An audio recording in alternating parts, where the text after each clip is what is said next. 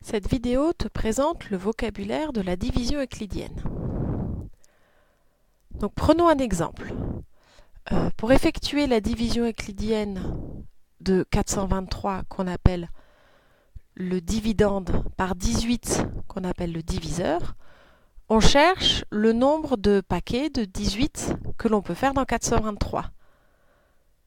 Et ce nombre c'est 23 que l'on appelle le quotient et il restera 9. Voilà donc les 4 mots qu'il faut savoir autour de la division. Tu peux mettre pause pour les recopier sur ton livret, page 19. Il est important, quand on pose une division, de bien vérifier que le reste est inférieur au diviseur.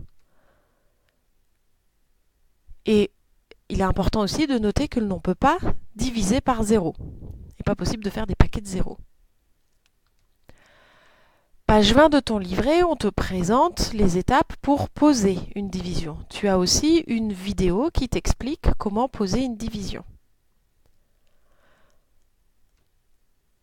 Si le reste d'une division est nul, alors on va dire que le quotient est un diviseur du dividende. Un exemple, quand je pose la division 104 par 8, le reste est nul. Ça veut dire que 8 est un diviseur de 104, ou que 104 est divisible par 8. Donc cette remarque, elle a été notée sur ton livret, en dessous du tableau précédent. Et du coup, le mot diviseur, il a deux sens. Il peut avoir le sens de diviseur comme étant le nombre par lequel on divise dans une division euclidienne, et aussi le diviseur d'un nombre entier. Donc, exemple 38, dans la division euclidienne, 38 par 3. 3, c'est le diviseur de la division euclidienne.